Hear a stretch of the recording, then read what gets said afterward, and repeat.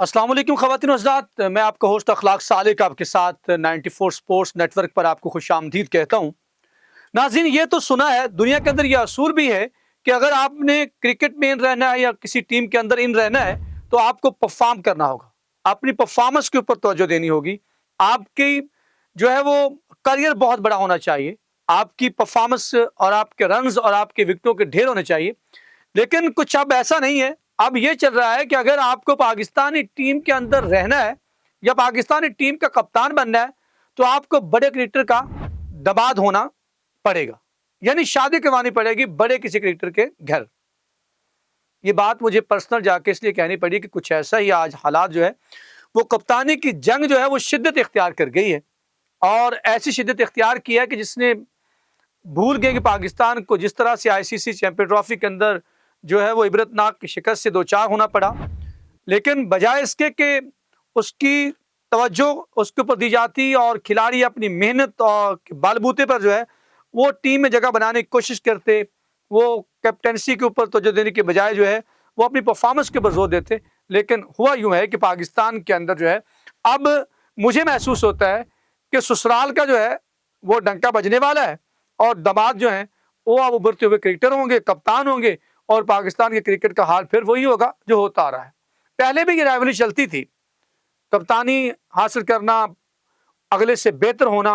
अगर मैं 1992 world cup से बाद ग्रेट इमरान खान के जाने के बाद जो है पाकिस्तान के अंदर राइवलरी देखने को मिलती थी, जब वसीम अकरम और वक़ार यूनुस के दरमियान भी होती थी, लेकिन वो हमेशा एक से बढ़कर दूसरा जो था परफॉर्म करने की कोशिश करता था और परफॉर्म करता था, और उसी की बुनियाद पर जो है वो आगे निकलता था, टीम के अंदर जगह बनाता था, कप्तान भी बनता था। जैसे वसीम अकरम जो है, ग्रेट वसीम अकरम, वो 1996 के वर्ल्ड कप के अंदर कप्तान बने, उन्होंने बहुत अच्छा परफॉर्म किया और उनके अंदर ये गट्स भी थे।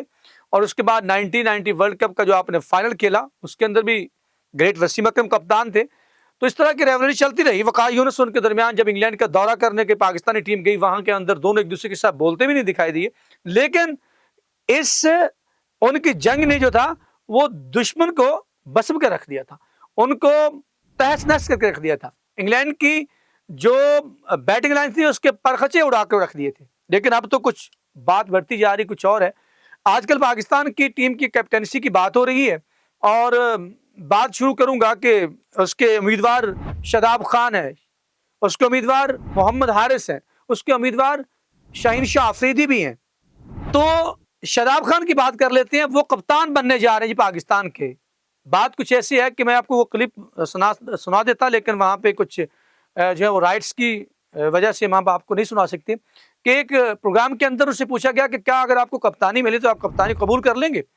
तो उन्होंने कहा जी हाँ बिल्कुल, मैं कप्तानी कबूल कर लूंगा। वो कप्तान बनने जा रहे हैं। क्या उसकी वजह ये तो नहीं सकलैन मुश्ताक के हेड कोच बनने की जो है वो अफवाहें हैं? तो अब जो सुसर है वो दामाद को कप्तान भी बना देंगे, टीम में वापस लाना जिनकी जगह नहीं बनती। इस कप्तान की थोड़ी सी परफॉर्मेंस के ऊपर नजर डाल लेते हैं तो आपको समझ आ जाएगी कि ये क्या पाकिस्तानी टीम के अंदर इसकी जगह भी बनती है जो कप्तानी की बातें कर रहा है। आपको ऐसी बात नहीं करनी चाहिए थी। आपने वहां जो बैठ के दिया, मेजबान जो है वो इस बात से हंसा और उसने कहा जी हम ब्रेकिंग दे रहे हैं आपको। तो इसका मतलब ये हुआ कि अब ब्रेकिंग जो है वो ख्वाहिशात के ऊपर कप्तानी बनेगी, और उसके बैक पे कौन होगा? शहनशाह अफरीदी कप्तान बने थे उस वक्त भी, वो क्योंकि पीछे शाहिद खान अफरीदी हैं। तो लोग बातें करते हैं, ये सवालात मैं नहीं करता, ये आवाम करती है, कमेंट सेक्शन के अंदर ये सवालात आते हैं। तो बात हो रही है, थोड़ी सी नजर डालते हैं शादाब खान के ऊपर पहले, फिर मोहम्मद हारिस की भी बात कर लेंगे, फिर शहनशाह अफरीदी की बात कर लेंगे। पहले देख लीजिए, जो ये पाकिस्तान की टीम का कप्तान बनने की ख्वाहिश का इजहार किया और कप्तान बनने जा रहा, हो सकता है वो कप्तान बन जाए, ये बात ज़हन में रखिएगा। क्योंकि सकलैन मुश्ताक, मिसबाह उल हक, शहनशाह अफरीदी, सॉरी शाहिद अफरीदी, और इसी तरह जो है वो बड़े बड़े नाम जो हैं वो आजकल इन्हें वो पीसीबी के बड़े चहेते हैं। तो अगर वो हेड कोच आए तो यकीनन ये सारा कुछ बगैर मेरिट के भी हो सकता है, अगर मिसबाह उल हक का बेटा खेल सकता है। बात करते हैं शादाब खान का। आप कप्तान बनने के जा रहे हैं, आपके टीम में जगह बनती है। मैं आपको सबसे पहले थोड़ा सा आईना दिखा देते हैं कि क्या है। शादाब खान ने 2024 के अंदर, मैंने सारा डाटा निकाल के रखा है, इन्होंने 24 मैचेस खेले 2024 की बात, पिछले साल की बात कर लेते हैं। 24 मैचेस खेले और कितने विकेट हासिल किए? क्योंकि बॉलर आया as a leg break bowler Pakistan के, ठीक है, और सिर्फ 3 विकेटें हासिल की। तो और चाहते क्या है, चौथे नंबर पर बैटिंग करने के लिए। कप्तानी का इतना शौक है और इतना इनको खौफ है कि जब ये डोमेस्टिक के अंदर पैंथर्स की कप्तानी कर रहे थे, कभी थोड़ी सी देर के लिए जब बाहर आते हैं तो वहां पे हैदर जो है, हैदर अली कप्तानी करता है, तो इनको नजर आता है कि हैदर तो बहुत अच्छा परफॉर्म कर रहा है कप्तानी का, कहीं किसी के नजरों में ना आ जाए तो क्या करता है, फौरन जल्दी से तैयार होकर वापस जाता है, कहीं हैदर जो है वो किसी के नजरों में ना आ जाए। परफॉर्मेंस देखिए 2024 में 24 मैचेस खेले हैं और सिर्फ 3 विकेट हासिल की। अब आ जाते हैं 2024 के अंदर 2023 के, उससे पीछे चल जाएं। वो आपको पता ही है जो 24 की सारी बात है, आपने अमेरिका और वेस्ट इंडीज के अंदर जो वर्ल्ड कप हुआ उसके अंदर भी इनकी परफॉर्मेंस को आपने देख लिया। और 2023 के अंदर क्या है, मैचेस उन्होंने खेले 8 और विकेटें सिर्फ हासिल की हैं 6। और उसके बाद आ जाए चैंपियंस कप के ऊपर। चैंपियन कप के ऊपर जो बात करते हैं, चैंपियंस के अंदर 6 मैचेस के अंदर शादाब खान, आप सोच रहे होंगे कि 15-20 विकेटें तो लेनी चाहिए ना, ठीक है 12-14 ली होंगी, इस वजह से मैं बात कर रहा हूं, नहीं अंडा, यानी कोई विकेट हासिल नहीं कर पाए। और 6 मैचेस के अंदर रन्स कितने, जो 4 नंबर बैटिंग करने की ख्वाहिश जाहिर करते हैं पाकिस्तानी टीम के अंदर, तो वो कितना है, उनके रन्स 24 बनाए हैं 6 मैचेस के अंदर। ये है इस कप्तान की ख्वाहिश करने वाले। अगर दूसरी तरफ बात की जाए शहीनशाह अफरीदी की, जो दामाद हैं ससुर जी शाहिद खान अफरीदी के, जो उनके ससुर हैं, उनके जो दामाद हैं, पूरे मैं जो 2 साल से क्रिकेट देख रहा हूं, तो मुझे उस दिन एक बॉल उनका नजर आया, एक बॉल के ऊपर बात की जा सकती है कि उन्होंने एक बॉल जो है, और इतने महंगे साबित हो रहे हैं कि 80 से जायद की जो एवरेज के साथ विकेट हासिल करते हैं, वो एक बॉल 2 साल के अंदर अच्छा किया है, ठीक है, जो रोहित शर्मा को आउट किया, तो वो भी कप्तानी की ख्वाहिश रखते हैं।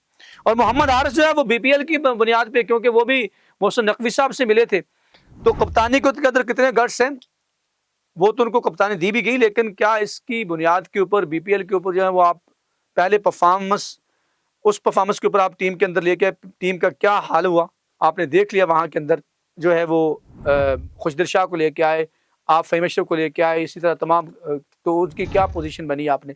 अगर आपने बीपीएल के ऊपर जो पाकिस्तानी टीम की कप्तानी देनी है, तो फिर अल्लाह ही हाफ़िज़ है इस मुल्क का और इस क्रिकेट का, कि पहले क्या हालत है, तो बजाय इसके कि ये कहें कि नहीं जी मैं कप्तानी की बात नहीं करूंगा, मैं तो परफॉर्मेंस करूंगा, अपने आप को बेहतर करके टीम में वापसी का जो है वो मौका बनाऊंगा, वो भी परफॉर्मेंस के ऊपर नहीं, ठीक है।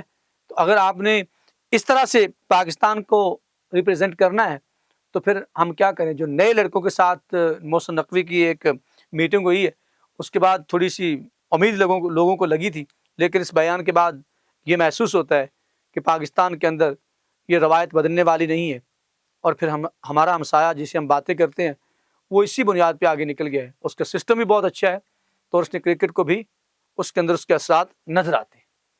आपको कमेंट सेक्शन में जाके बताइएगा, क्या शादाब खान को कप्तान होना चाहिए, मोहम्मद हारिस को होना चाहिए, दौरा न्यूजीलैंड के लिए बात हो रही है, या शहीनशाह अफरीदी को, और कौन कौन से सीनियर प्लेयर हैं उनको ड्रॉप कर देना चाहिए।